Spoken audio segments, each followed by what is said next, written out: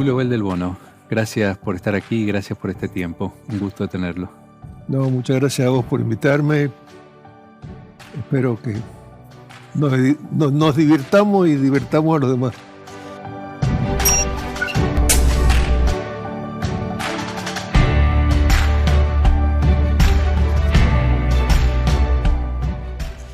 Permítame iniciar este recorrido por su historia, remitiéndonos al inicio de su propia historia. Usted es platense. Sí. Sin embargo, a muy corta edad llegó aquí a San Juan. Cuéntenos un poco de eso. Yo soy una consecuencia de que en San Juan no había universidad. Entonces, la mayoría de los sanjuaninos que querían estudiar carreras universitarias se iban o a Córdoba o a La Plata. Mi padre optó por ir a La Plata a estudiar ciencias económicas. Después no se recibió, pero se casó en La Plata con mi madre, que era de familia de La Plata. Y bueno, yo nací en La Plata justamente como consecuencia de eso. Yo nací en octubre del 43. Mi abuelo paterno, mi abuelo del Bono, que estaba en San Juan, inmediatamente empezó a generar ambiente para que este matrimonio nuevo, su hijo, se viniera a vivir a San Juan. Así que creo que en diciembre del 43, o primer día de enero del 44, llegó mi padre y mi madre a San Juan conmigo chiquitito. Papá, que era el hijo menor de una familia de cultura italiana, cultura latina, parece que era común en esa época que el más chico vivía con los padres. Así que papá vivió con su padre, con mis abuelos, hasta que yo tenía como 7, 8 años. Vivimos, era lo que es ahora Ausonia. El chalet Ausonia, esa era la casa de mi abuelo. Y yo vivía ahí hasta los 7, 8 años. ¿Al lado de la bodega? Al lado de la bodega. Viví con mis padres. Fue una infancia extraña porque era una casa enorme, rodeada de un parque, un jardín muy grande, pero sin chicos. O sea que yo no tenía prácticamente amigos, salvo mis primos que venían de vez en cuando, pero me costaba mucho en esa época. Además, bueno, en esa época no era lo que es ahora, claro, esa zona, ¿no es cierto? Era una zona rural, digamos. Eso era una zona rural, habían fincas. Así que fue una infancia muy, muy compleja para mí porque me costó mucho tener amigos, compañeros de juego. Entonces todos mis juguetes tenían que ver con la ingeniería. Yo creo que, bueno, los primeros sueños en esa época eran hacer cosas, ¿no es cierto? O sea, fabricar, construir, producir, ver cómo hacer las cosas mejor. Hablemos un poco, Tulio, del despertar a la vida de la militancia política. ¿Aparece en su vida en qué momento? ¿En la universidad? ¿Ya en la escuela?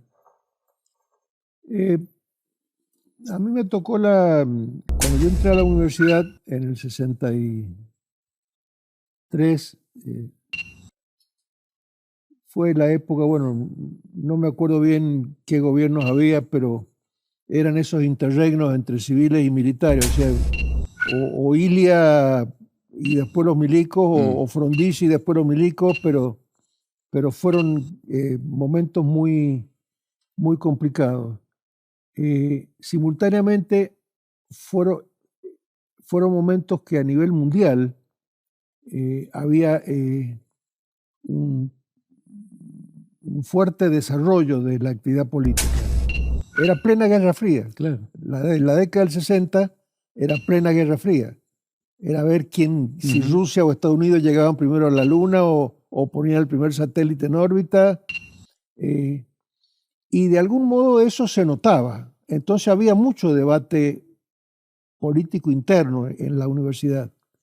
Además, en esa época la Iglesia había comenzado fuertemente a apostar a lo que era la doctrina social de la Iglesia, la vigencia de las encíclicas, Pacem in Terris, Mater Magistre,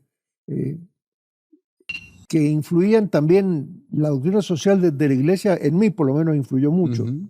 Vos no te olvides que yo vengo de familia, mi familia era muy católica, entonces me vi influido. Lo cierto es que comencé a trabajar con un grupo de compañeros, amigos, en lo que se llamaba el Ateneo Universitario, que era una agrupación estudiantil. En aquel momento habían 2 agrupaciones estudiantiles. El Ateneo Universitario, que teníamos influencia de la doctrina social de la Iglesia, y el Centro de Ingenieros, el Centro Estudiante de Ingeniería, que tenían más la visión laica, a veces liberal, a veces de izquierda, pero la visión más laica. Y teníamos discusiones furibundas, pero hermosas. Pero es uno de los primeros rectores peronistas también, ¿no es cierto? En todo el sistema. Cuando se hicieron las primeras elecciones normalizadoras, las universidades después del golpe militar, en el 83, cuando vuelve la democracia, las universidades fueron intervenidas por el gobierno nacional. Los rectores normalizadores tenían mandato de normalizar las universidades y inmediatamente ponerlas establecer las reglas del juego para que pudieran tener sus propios gobiernos. ¿Qué fue lo que pasó? En condiciones de gobierno autónomo. ¿En qué consistía la normalización? Primero, concursar los cargos de docente. Segundo, los cargos docentes concursados eran los que votaban. Cuando se tuviera el padrón ya de los cargos concursados que podían votar, llamar elecciones para que se votara el rector, decanos y rector. En aquel momento habían 26 universidades nacionales. Los 26 rectores que fueron electos en la primera elección del año 85, creo, los 26 rectores fueron radicales. Entonces vos decís, bueno, ¿qué pasó? Mucho creo que era el gran carisma personal de Alfonsín. Alfonsín realmente ha sido un gran dirigente político a quien yo respeto mucho. Mucho creo que ha sido él. Pero otro tiene una explicación mucho más curiosa. Cuando uno analiza los cargos concursados, observaba que casi todos los cargos docentes que se concursaban eran radicales. Entonces, no podría tener otra consecuencia que el rector entonces, fuese radical también. Como el concurso no solamente te habilitaba para dar clases, sino te habilitaba para votar. El profesor que no estaba concursado no podía votar. Claro. Entonces, si vos concursás nada más que a los que se ve que son radicales, la cosa es más fácil. Yo no digo que haya sido en todos los casos así o muy alevoso, pero es muy casual que 26 universidades tuvieron 26 rectores radicales. Una de las primeras reformas que hicimos nosotros junto con esta de la estabilidad en el cargo, fue eliminar esa restricción y hacer que los docentes pudieran votar todos. No me acuerdo, creo que eran 2 años de antigüedad, pudieran votar todos, concursados o no concursados. Porque en definitiva, el docente no tiene la culpa si le concursan o no le concursan el cargo. Y de algún modo, establecer que para poder votar un docente tiene que estar concursado es establecer un sistema de voto calificado. Claro. Es un sistema, era un voto calificado del siglo XIX. Bueno, fueron esas cosas que fuimos modificando sobre la marcha. Me acuerdo, uno de los puntos sobre los cuales usted se planteaba su desafío de gestión era integrar la universidad, ¿no? La Universidad de San Juan, al fin y al cabo, es la unidad de instituciones con distintas historias que terminan dándole forma. Era esto de terminar con la fragmentación. Yo recuerdo haberlo escuchado hablar de la universidad matricial, la generación de nodos por disciplinas que pudieran prestar servicios académicos a distintas carreras, facultades. Eh, ¿En qué medida pudo avanzar con eso? Y en todo caso, ¿por qué no pudo avanzar con eso? Porque, Sí, como se sabe, no pude avanzar, prácticamente no pude avanzar en nada. Es más, creo que me costó políticamente bastante intentar defender esa posición. Pero para que la gente lo entienda, el saber, el conocimiento moderno, está súper desarrollado y por lo tanto súper especializado. Por lo tanto, es prácticamente imposible que una persona sepa de todo. Uh-huh. Entonces, se acepta que vos te especializas en algo, yo me especializo en otra cosa y después armamos equipos. Voy yo con otro grupo, armamos un equipo donde cada uno aporta saberes distintos para construir una solución que requiere del aporte de todos. ¿Cómo se hace para construir soluciones aportando saberes distintos con este esquema organización, con este esquema organizativo que tiene la universidad? Por un lado estamos divididos en facultades. O sea, los ingenieros por un lado, calle Libertador y Urquiza. Las ciencias sociales allá en el CUIM, lejos. Y la filosofía en el centro. O sea, los ingenieros con los de ciencias sociales y con los de filosofía no podíamos hablar nunca, salvo cuestiones excepcionales. Tulio, ¿qué ha significado la Universidad de San Juan para San Juan, a la luz de su experiencia y con el paso de los años y reconociendo el rol que ha tenido la institución universitaria? La aldea sanjuanina era muy conservadora, si no hubiera sido por la universidad, hubiéramos tenido consecuencias complejas. O sea, en la aldea todos piensan igual. Uh-huh. Y se da eso y se puede dar lo que decía ese famoso pensador: en un lugar donde todos piensan igual es como si nadie pensara. O sea, la posibilidad, el lujo que significa tener un lugar, una institución como la universidad, donde hay gente que piensa distinto, aunque no te guste lo que piensa, aunque estés totalmente en desacuerdo con lo que piensa. Pero el hecho de que haya gente que piensa distinto te obliga a sacarte las telarañas de encima. Te obliga a modificarte, te obliga a cambiar, te obliga a crecer culturalmente. Esa es la universidad. Eso es la universidad, es lo que la gente no se da cuenta. Mucha gente actualmente en el mundo de la tecnología se obnubila hablando del Silicon Valley. Uh-huh. El Silicon Valley es un lugar de Estados Unidos, cerca de San Francisco, donde están las empresas informáticas más importantes del mundo: Hewlett Packard, Apple, las llamadas unicornios, empresas de más de $1 billón de capital.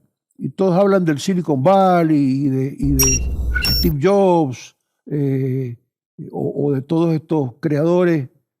El Silicon Valley se creó porque en el Silicon Valley estaba la Universidad de Stanford. Gracias a la Universidad de Stanford, a los saberes de la Universidad de Stanford, a los profesores de Stanford, a los alumnos de Stanford y a los terrenos que la Universidad de Stanford facilitó a sus ingenieros para que armaran sus empresitas, de ahí salió el Silicon Valley. Pareciera estar la humanidad entrampada en un laberinto, ¿no? A nivel mundial, los conflictos tienen una envergadura amenazante. Aquí, en lo más próximo, también tenemos problemas muy complejos. ¿En qué medida el conocimiento y la universidad pueden aportar a poner luz en nuestro destino? ¿Qué imagina? Yo creo que lo fundamental de la universidad es lo que hablábamos al principio, es que aprendamos a convivir. Me parece que gran parte de los problemas de la humanidad son la intolerancia al que piensa distinto.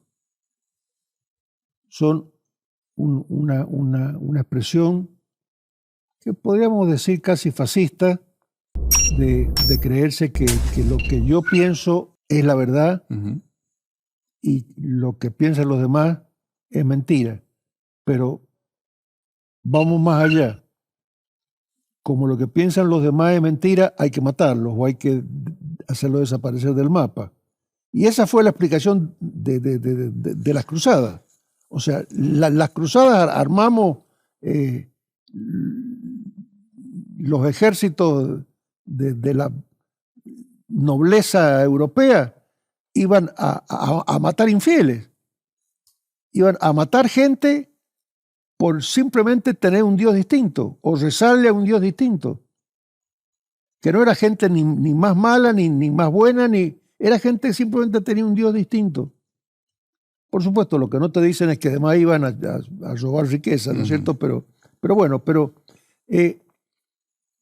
esta actitud de la intolerancia por el que piensa distinto es lo que creo que está llevando al mundo, y lo ha seguido llevando al mundo, a las guerras y a las confrontaciones permanentes.